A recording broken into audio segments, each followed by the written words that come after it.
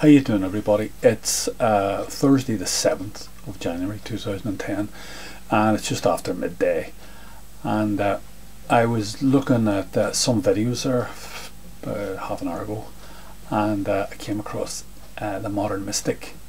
Nick, I tend to look at his videos every day, every second day, and because I say he's a very, very intelligent man, and he poses a couple of very interesting questions in his last video, which is called Little Bastards. So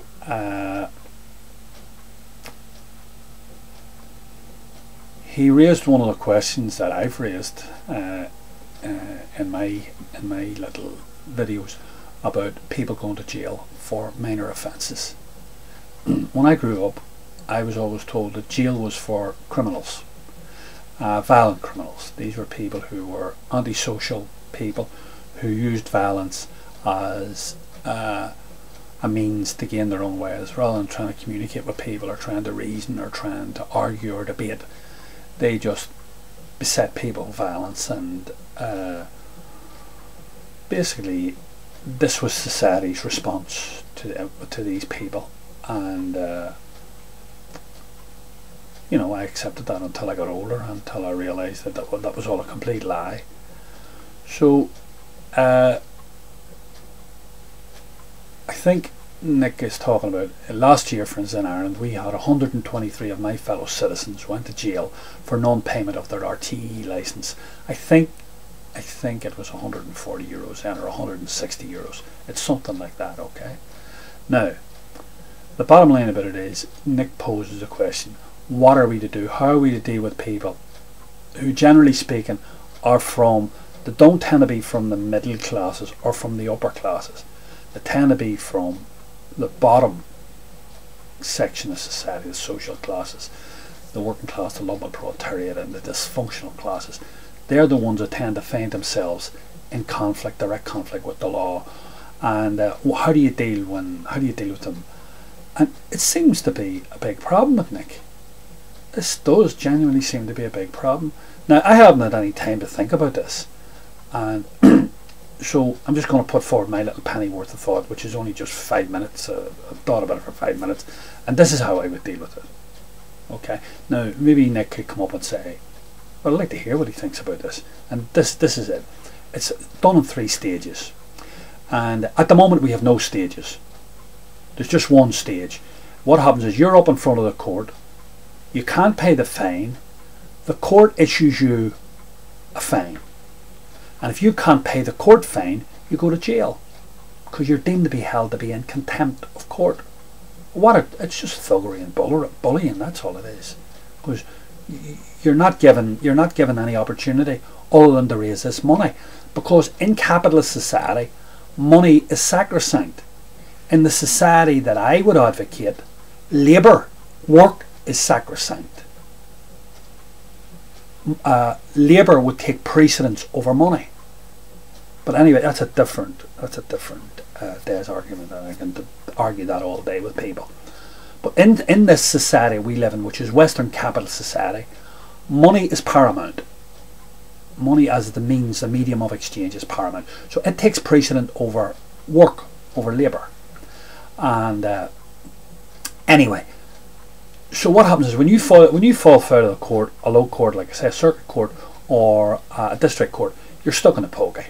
Alright, that's it, straight up. And by the way, the pokey is, it's not my expression. This is Upton Sinclair in the 1930s in America, and there were local jails. They were like cowboy type jails, you know, they were local sheriff's jails. They just stuck drunks overnight, called the Pokey Joe. That's what they're called. Okay, so it's not an original thing by me or anything like that, but I just use it as a simple thing. It sounds more romantic or more colloquial than saying jail. If you want, I'll use jail, but it doesn't matter. It's the Pokey Joe. Okay. So Mr. A or Mrs. A is up in front of a local district court justice at the moment, and they fall foul and they owe €120, and they're sent to jail. It costs a lot of money to do that. I think it's very, very inefficient. So I pose 3 stages. You have they have the system as we have at the moment. You go straight to jail. I pose 3 stages in my scenario. My scenario is you come up in front of the district judge and, hello, how are you doing? Yeah, you can't pay that. Okay. What can you do socially in terms of work to negate this €160 that you owe? And there's a big list of things that you can do. Because see, I haven't the time to think. You'd have to think about what you could do. Like I could think of a couple of things.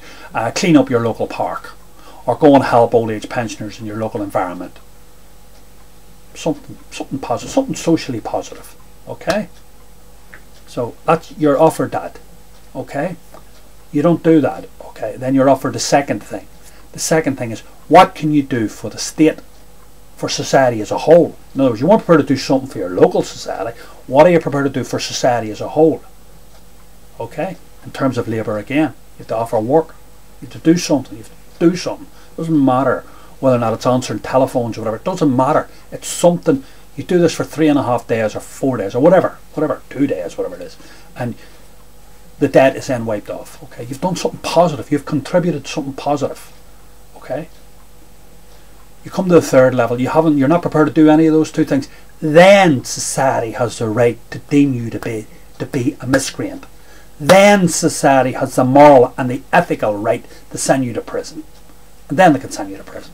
Because you've been offered alternatives. Now, is this just the ravings of a lunatic? Or does that not seem to you to be an equitable way of dealing with a problem that you have? Local society has a problem.